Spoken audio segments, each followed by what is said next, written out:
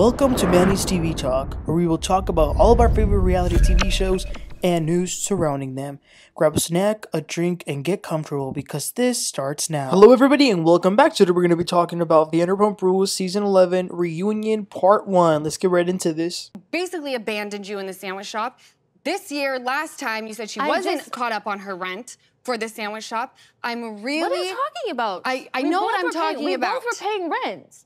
Alright you guys, let's talk about this first part of the reunion. This was interesting. There was a lot of stuff, but at the same time, nothing really. Let's get started. Okay, everyone makes their way into the studio. They get ready. It looks like the Vanderpump Rules cast doesn't get up as early as the Housewives do, because every time they show the Housewives, they're up in like 5 a.m., 6. These people are there like at 12. They were all dressed okay. I actually think that the best dressed, and I can't believe I'm going to say this, but I'm going to say Katie was the best dressed. She looked very nice. Lisa Vanderpump, I don't know what in the Elton John that was. But the energy feels a lot better than last year's. Everyone feels better than last year for sure. Andy introduces everyone. Katie and Ariana announce that their sandwich place is open now. Lala is pregnant and she bought a new house. That's amazing. Scheana and Brock also bought a new house as well. And the house is near Lala. And these houses are in the valley, which I think it's interesting considering that the future of this show is unknown and there have been rumors that Lala will be joining season 2 of The Valley, which we will talk about tomorrow. Okay, so they get going. The first thing they talk about is that Tom and Ariana live together all season. Ariana says that she can't really talk about the house situation because it's still being worked on by lawyers. It is still Ariana's legal residence, but she doesn't live there anymore. Like, for example, right now that she's in New York, that's where she stays. Or if she is here in California, she'll get an Airbnb. Andy reminds us that Schwartz got down on one knee to propose to Sandoval to live together. Schwartz says that he did it because part of him wonders if he will ever propose again. But then LVP, she cracks me up. She says, "Why do y'all want to live together? You do that type of stuff when you're in your 20s. Sandoval says, "Well, my dad is in his 60s and he has roommates." Lisa says, "Oh, well, that's a hard one to understand." Andy asks them what their reactions are for Raquel not coming back this season. And Lisa says that she wasn't surprised, but all of this nonsense on the Bethany podcast and all the things that she's been coming out and saying have been just too much, far-fetched, ridiculous. Sandoval was also taken by surprise. He says that he was very supportive of her to take time off, but everything has just been a lot. Lala and Ariana say that they stand behind every single thing that they said to Raquel last year at the reunion, although Lala does say that she gives credit where credit is due because Raquel and Sandoval, for them to show up last year knowing that everyone was going to be against them and they were going to have no one, they do deserve some credit, so she does give that to them. But then Sandoval, he was trying to hold it in, but he goes off. He says, "I'm sorry, but she's an effing coward. For her to want to take the moral high ground and talk about all of us, we both did this. We were both responsible." LVP says, didn't she just come out a few weeks ago and say that she was some sort of victim? And Andy says, yeah, she actually said she was groomed. And so Sandoval says that that is beyond slander because that makes it sound like she's almost implying like if she were underage and he was doing some weird stuff. Lala says, "No, that's not what that means." Sandoval says, "Yes, it is." And then they went back and forth. "No, it's yes, it is. No, it's not. Yes, it is." Lala says that it just means that you take someone who is more impressionable than you and you like make them fall for you. And Sandoval says, "Well, I was very impressionable when she took off her effing clothes and jumped in the pool." Andy asks Lala, "Do you think he groomed her?" Because remember, Lala did say that to him when they were on the boat this season. And Lala says, as we all know, she projects a lot of her situations onto other people's situations. But she says she usually takes the side of the chick when it comes to situations. She says what bothered her more than anything was that Raquel said on the podcast that her and Ariana were not that close of friends. But Sandoval says that he wants to make it clear that they were both consensual and they both participated in this. They're both equally responsible and no one was a victim here as far as them two. Andy asks about the lawsuit that Raquel filed against Sandoval and Ariana where she is alleging revenge, PORN. Scheana jumped in and said that they can't talk about it. I almost thought Scheana was their lawyer for a second. Okay, then they switched to a very serious and dark subject. They talk about Sandoval opening up to LVP that he had thoughts of ending his life.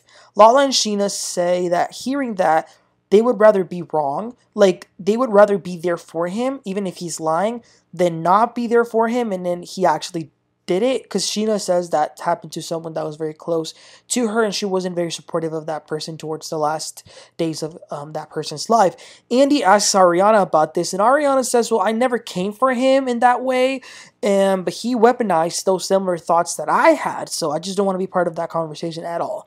Sandoval, he's asking, when did I weaponize that? And Scheana says, well, we talked about it.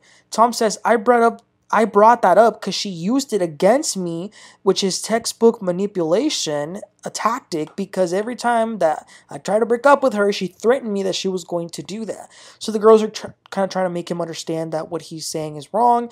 Then they talk about Sandoval comparing his affair with O.J. Simpson and George Floyd. Andy says, explain yourself. And Sandoval was very upset. He says, what, you want me to make a sales pitch for myself?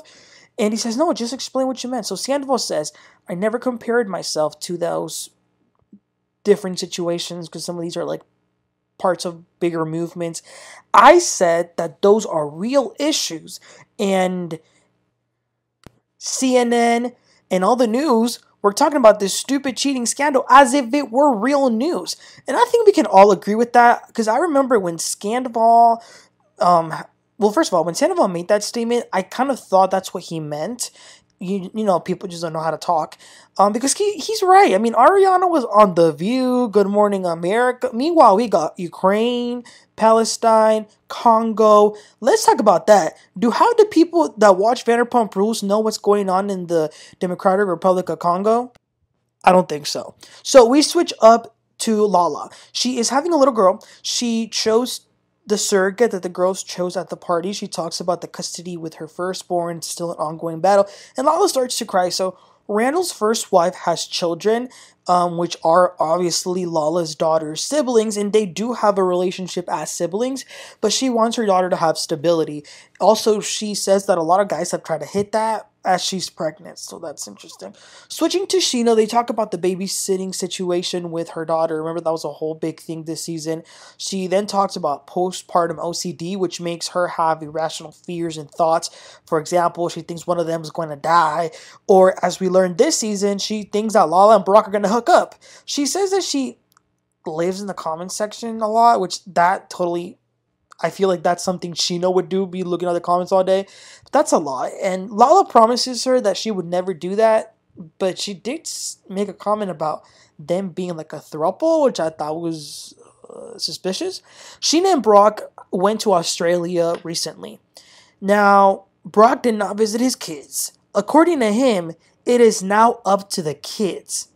Yeah, I don't know about that. I say you the father, you the grown-up, do more. He then starts to cry about him having a second chance. But again, to me, even saying, oh, I have a second chance with Summer Moon, I'm like, it still sounds wrong because the other kids are still there without him.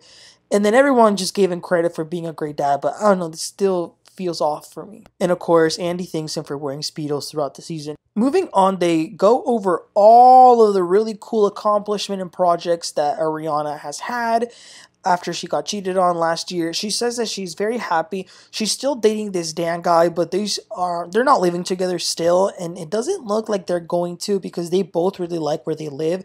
Andy asks if getting with Dan so fast helped her get over the 10-year relationship with Sandoval, and she says no. I'm glad that she was honest because I said this a while ago. There's no way. I mean, 10 years, you guys. 10 years, that's such a freaking long time.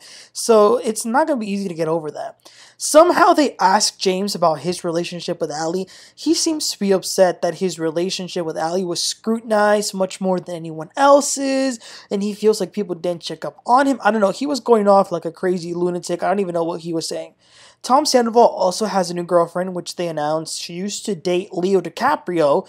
He says that she doesn't watch the show and she is a model. I thought it was funny. Andy mentions that Schwartz and Lala flirted a lot this season, which I definitely noticed too.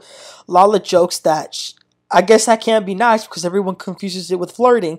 But they kind of are all joking about it. LVP even says, oh, that would be so cute, Schwartz and Lala.